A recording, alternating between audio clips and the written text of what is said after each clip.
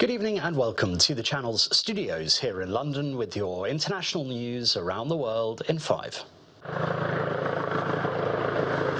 Ukraine's President Volodymyr Zelensky has said now more than ever there is a chance to end this war. Speaking on his first official visit to Ireland, Mr. Zelensky said some things still needed to be worked out in the draft peace plan, but the US is taking serious steps to end the war. Meanwhile, Russian President Vladimir Putin has met with US Special Envoy Steve Witkoff, here seen entering the Kremlin after the White House said it was very optimistic about reaching a ceasefire deal. A top US Navy admiral ordered a second round of strikes on an alleged Venezuelan drug boat. That's according to the White House. The so-called double tap strike on the 2nd of September had drawn bipartisan scrutiny among US lawmakers.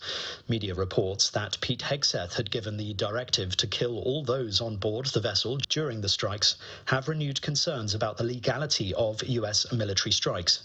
More than 80 people have been killed in a number of similar attacks in the Caribbean Sea since early September. Each announcement from US officials is usually accompanied by grainy video, but no evidence of the alleged drug trafficking and few details on who or what was on board each vessel. With respect to the strikes in question on September 2nd, Secretary Hegseth authorized Admiral Bradley to conduct these kinetic strikes. Admiral Bradley worked well within his authority and the law, directing the engagement to ensure the boat was destroyed and the threat to the United States of America was eliminated. Hong Kong's leader, John Lee, has ordered the creation of an independent committee to investigate the cause of a devastating fire that killed at least 151 people. Last Wednesday, 7 of 8 tower blocks at the Wang Fuk Court housing complex, which had been undergoing extensive renovations, went up in flames. Investigators have since found that protective netting used around the buildings failed to meet flame retardant standards. At least 13 people have been arrested for suspected manslaughter, including the directors of a construction company. The fire is the deadliest the city has seen in more than 70 years, and the death toll could rise further as officials continue to recover bodies. Bulgaria's government has said it will withdraw its controversial 2026 budget plan after massive rallies were held against it in the capital Sofia and in cities across the country. Tens of thousands of people joined protests to oppose the draft budget, which they said attempted to hide widespread government corruption.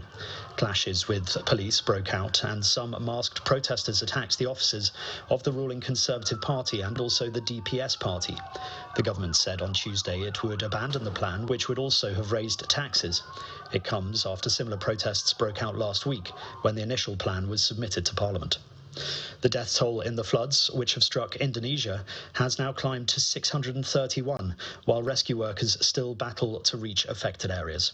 The floods, which were caused by a rare cyclone that had formed over the Malacca Strait, have hit 3 provinces and impacted some 1.5 million people, according to the government's disaster agency. Nearly 500 people remain missing, while thousands more have been injured. Pope Leo XIV has led a silent prayer at the site of the Beirut port explosion and demanded justice for its victims as he wrapped up his 3-day visit to Lebanon. He also met some relatives of the 218 people who were killed by the massive blast on the 4th of August 2020, which devastated a large part of the capital. Later, the Pope said he was deeply moved by his visit to the port and shared the thirst for truth and justice of so many families of an entire country. No one has yet been held accountable for the disaster, which happened when a fire triggered the detonation of 2,750 tons of ammonium nitrate that had been stored unsafely at a port warehouse for almost 6 years. And an Italian mayor has apologized to the family of the opera star Luciano Pavarotti after the town of Pesaro encased a statue honoring the late singer with a Christmas ice rink. The singer's widow told local media that she was angry and upset at what she called the decision to ridicule her late husband. The temporary ice rink was constructed in the center of the town's piazza, leaving Pavarotti's statue knee-deep in ice and surrounded by perspex walls. In response, the mayor said that he didn't mean to offend anyone and admitted that his council had made a mistake. And that's your international news around the world in 5. Now back to the channel's studios in Lagos.